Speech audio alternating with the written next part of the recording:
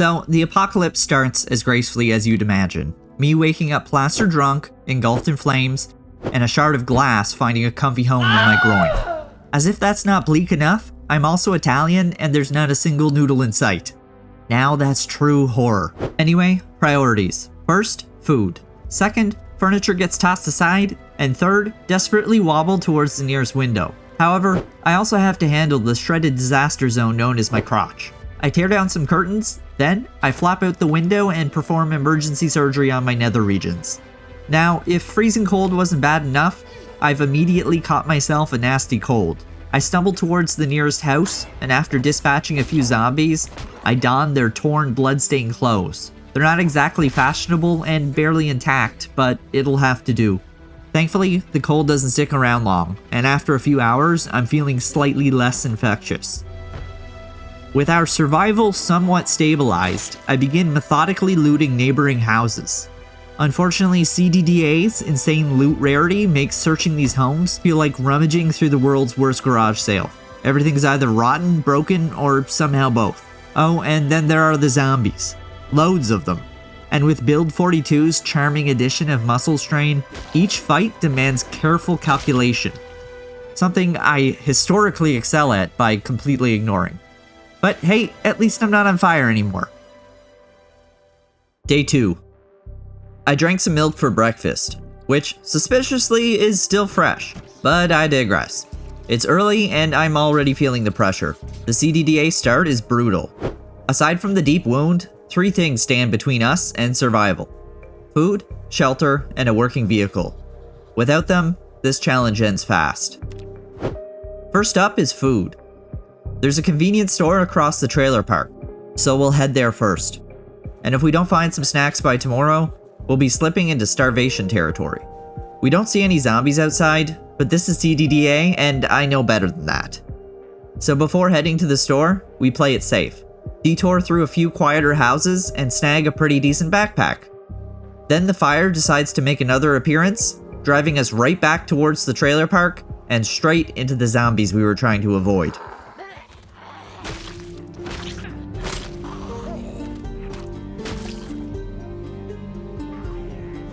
It takes a while to clear them out.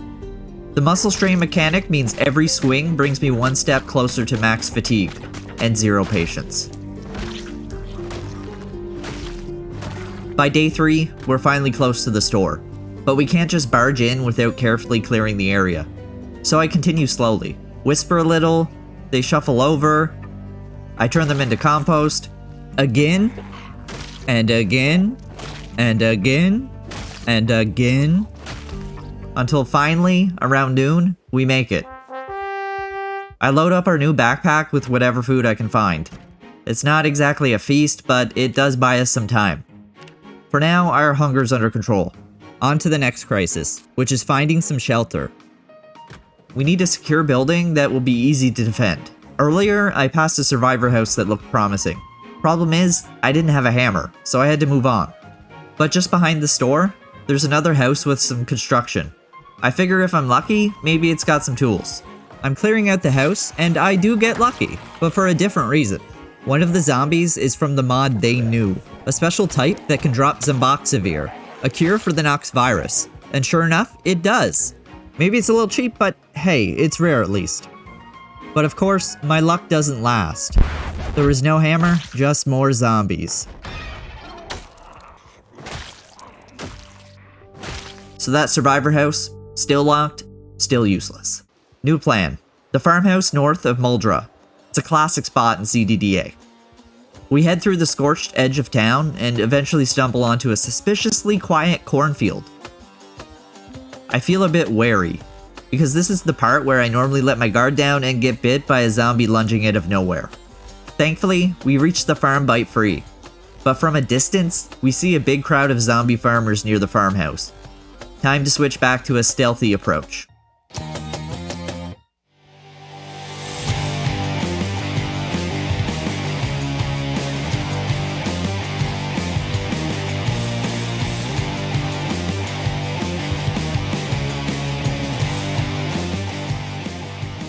Honestly, the patience this takes is kinda brutal. Eventually, darkness creeps in, The horde feels bigger than I thought, and my character's growing tired. I'm starting to think I may have made a mistake. But near midnight, we finished the last zombie. Or so I thought, until this one almost ended the run early. We conquered the farm, but based on the broken doors and windows, I'm not even sure if it was worth the effort. The next morning, we wake up and start looting the house. Or at least, we try looting the house. But there wasn't much upstairs. Instead, I poke around the basement, a new feature in Build 42. The result? One zombie and some twine. At least we can do some crafting before we die. Don't worry, the tool shed is also empty. Since the farmhouse is pretty beat up and empty, the farm was a waste of time after all. Back to the drawing board. I need to find somewhere else safe and soon. It's already day 5 and the helicopter event could start any day now. I have vivid memories of dying horribly during my last CDDA attempt because of it. I'm not looking to repeat history. I choose a potentially risky location, McCoy's Logging Company. It's a pretty popular location, and Build 42 seems to have increased zombie spawns in CDDA near popular locations around Muldraugh. So, yeah, this might end badly. But my luck hasn't been great so far, and if I don't make some progress fast, the run will end very soon. I finally reached McCoy's, and by some bizarre miracle, it does look zombie-free? So, cautiously, I creep into the closest storage building, which thankfully isn't locked or full of zombies. Finally, we've caught a bit of a break, and we spend the rest of the day joyfully digging through crates, scoring some decent gear and a hammer. Even better, we find a suture needle and thread, finally allowing me to stitch up that deep wound I've been stubbornly ignoring.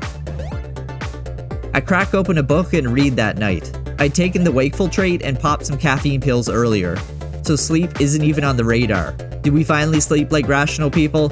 Nah, we munch on raw coffee grounds instead. Now that we're rested, it's time to scavenge.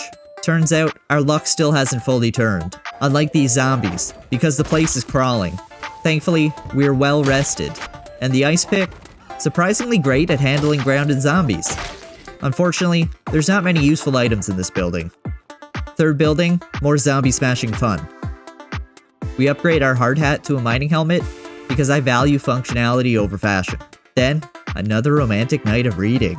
Like and subscribe. But terrible news. We're out of coffee grounds. We actually have to sleep, like some kind of peasant. Don't worry, we only need a few hours. My next goal is to find a working vehicle. After checking the vehicles around McCoy's, I find one that has keys in the glove box. The truck's in pretty good condition, but the battery's dead and the gas tank is empty. I search the lot for a battery, but no luck. However, I do find a fire axe and a full gas can. Now I'm thinking all that stands between us and salvation is a battery. Because I'm running pretty low on food and I'll need the truck to go looting in farther areas. Day 9. We comb the roads around McCoy's, searching for vehicles. Still nothing. I risk a peek at Muldraugh, but the zombie horde swells, and we're forced to retreat home. We're running out of time. Day 10. My hunger moodle is blaring bright red. Turns out, in Project Zomboid, you can literally die of hunger. Who knew? We head to the northern fringe of Muldraugh. There's a bar, a storage building, and a parking lot. Maybe there's food, maybe a battery, and hopefully fewer zombies. On the way, we try foraging. Build 42 now includes cool new items like clay for pottery, flint for stone tools, and a pig skull for reasons. Then, like a cruel twist of fate, but in reverse, we find a jar of honey. It's a very Project Zomboid thing to find a full jar of honey just chilling on a road. Either way, I'm very thankful for the calories. We arrive, and thankfully, I'm right. There's fewer zombies, but still no battery. Every single one reads that depressing condition 0%. At least the storage building nets us a solid pickaxe. And the timing couldn't be better. Just as we head upstairs to rest, our worst fear materializes. The thrum of helicopter blades beating outside. But by the grace of my dumb luck, we're indoors when it arrives. So while it buzzes around like an angry mosquito, we sit quietly and read, out of sight. Eventually, it flew off, and the following morning I went back to base, but feeling a bit grateful for the win. At this point, my hunger is getting pretty dangerous, and I haven't been able to find a sustainable source of food. I considered trapping, but I don't have the recipes. Farming requires too much time and dedication.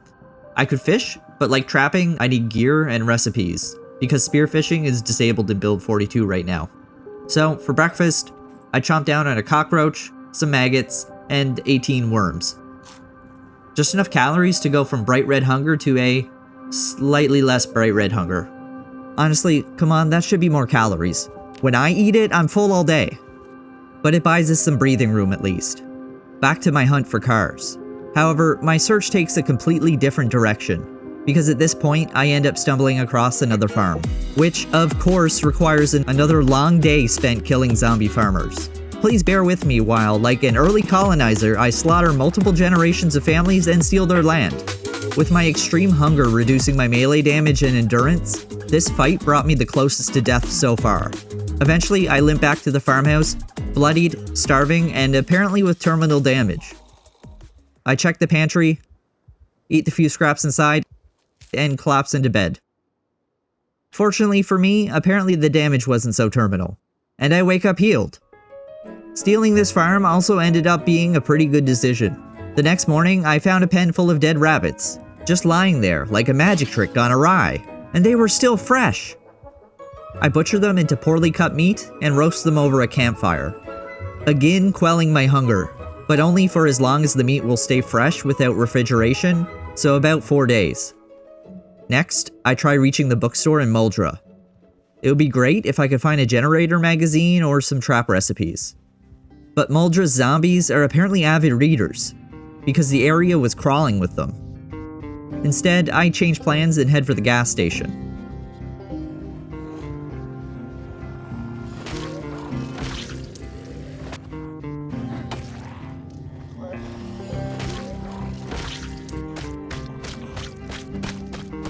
I was on my way there, and I took a look down the road, when suddenly, a zombie lunged into sight and bit me. And just like that, I was forced to crack open my single, precious ampule of Zomboxavir. Despite the wound, I was able to make it below the gas station. But for every stretch of asphalt I cleared, more zombies would stagger into view from ahead. It became obvious there were way too many zombies, and clearing them would take much longer than I expected. But if it was going to take multiple days, I needed a place to crash. So I blindly stumbled through the woods towards the hidden cabin. By the time I arrived, night had fully set in, and I could just barely make out about 9 zombies. Again, I tried carefully luring them out one by one.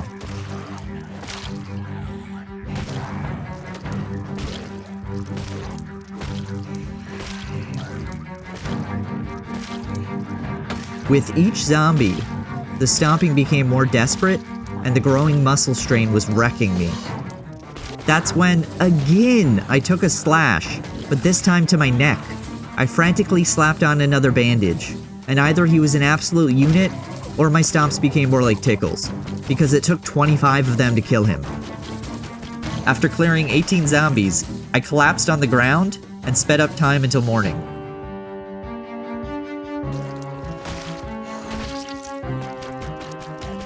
This is when I began realizing the number of zombies was getting completely out of hand, and the population was only growing bigger. The longer I took to establish some sort of foothold to stay alive, the harder it would be to find any more success. The next morning, I had good news. My neck wound healed overnight, thanks Fast Healer trait, and I was still Knox virus free. But we aren't out of the woods yet. Get it? Because my rabbit meat is about to rot, and I've still made 0 progress. Despite worrying about the zombie horde blocking the path to the gas station, I decided to try again. In retrospect, I really should have taken that clown as the sign from the game, because I spent another 2 full days trying to break through, without making even the slightest dent. Well, I've failed so far, but I'm not one to call it quits so easily. Sometimes the key to any challenge in life is to grab onto a small victory. Procrastinating on exercise? Just start by setting your shoes out. Don't even do the workout. My metaphorical shoes at the moment are some warehouses outside Muldraugh. If I can at least find some small amount of food there, I can give myself more time to formulate a new plan. Or at least just throw stuff at the wall until something sticks. I get to the warehouses, and the first thing I notice is the parking lot with some cars. I check one of the vans, and jackpot! Finally! A heavy-duty battery! There's no food in the first building I check, but there are some rats, which I realize I can hunt with my pickaxe. I hadn't considered meleeing wild rats to death, but sometimes life gives you lemons. Or rats, I guess. So naturally, I exploded a few more, and was so excited I had a working battery, I immediately went back to the farm, grilled the rats, and then went straight back to base. Now on day 21, I popped the truck hood, installed the battery, and hopped in the driver's seat. Then I turned the key and... the world is now our oyster. Or at least Knox County is. And it's a pretty dirty oyster, if I'm being honest. Moments later, we're cruising down the highway in my 6.4 towards Rosewood, casually passing some very upset locals who clearly didn't appreciate our new wheels. My next loose plan was... oh, oops, just flattened a family of rabbits. Actually, run that back. Maybe once more?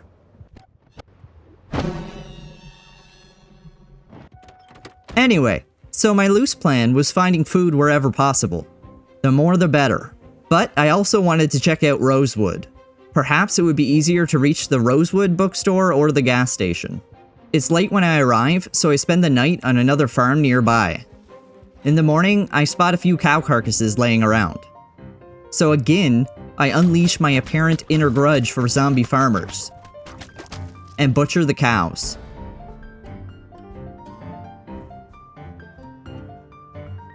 They yielded a pretty amazing amount of beef, which is completely opposite to the pigs in Build 42. If you haven't tried butchering a pig yet, please do, because it yields about as much as an emaciated rabbit. But regardless, it's still not the best, since I still don't have any refrigeration. So let's finally take a peek at Rosewood. Unsurprisingly, the gas station is absolutely swarming. I try the old tactic of blaring my horn, then slowly driving out, trying to lure them out like a train. But there's absolutely way too many. Like my YouTube audience, I'm not able to maintain all of their attention. So if you're still watching, you're one of the good zombies. Thank you. Anyway, once again, back to McCoy's I go. My only safe haven. Then I remember the survivor house from earlier. I finally have a hammer and a crowbar. So let's go bust that baby open. I wonder what's inside. It could be a loot crate of potentially epic proportions. What will we find?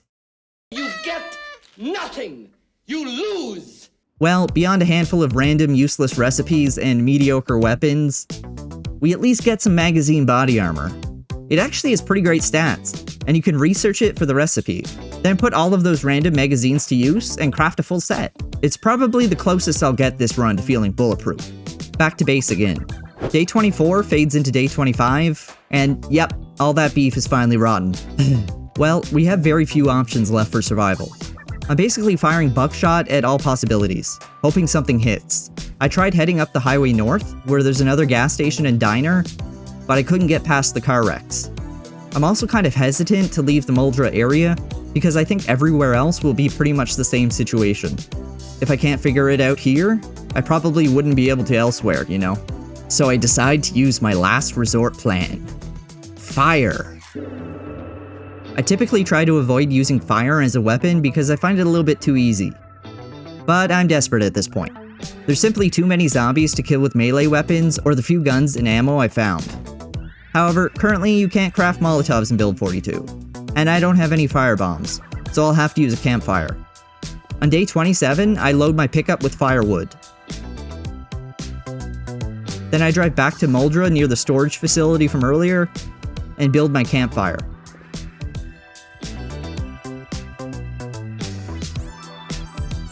I stroll right up to the horde of zombies, hurl some insults like a drunken frat boy, and lure them right into the flames. Fire meet zombies. Zombies meet fiery demise. And so begins my desperate march. I started walking through the town, taking wide, deliberate arcs, trying to lure as many zombies as possible into a train, compacting them into a dense fireball. They follow, I weave around, they burn. It was almost beautiful. It goes on like that for hours. Then, day turns into night, my fatigue and hunger max out, and I'm barely moving at this point. I honestly didn't expect to survive this long. But I lasted long enough that I actually had to go back to base in the middle of the night to sleep. Then I returned the following evening, ready to relight the campfire. But everything was still burning. I rejoined our dance, walking in spirals, baiting them back into the flames. But my hunger became too much of a hindrance again. So I tried carefully running into some nearby houses, grabbing food, then exiting before getting bit. This way I was able to get enough food that it kept me out of the danger zone, which let me back into the fight. At this point, the mechanics building is almost a pile of ash. It's day 29, and there's only a few zombies left. I'm feeling a bit more stressed because this was close to an actual hour of gameplay, and dying here would be extremely frustrating. But eventually, we're down to only a few zombies. And impatiently, I kill them with my fire axe.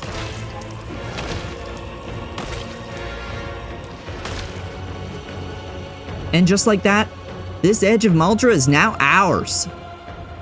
It only took about 3 days, a firestorm, and near starvation. Totally sustainable. I check out the other storage units beside the mechanics, and lo and behold, in the last unit I check, a f***ing generator magazine. We are feasting now. But at this point, my character is not doing too well. So I head back to base and sleep the night away to day 30. 1 month down, I'm still alive, I'm still hungry, but now we'll have power, and I think that's a major victory. And we'll need that major victory because the next 70 days won't be any easier. Friends, stay tuned.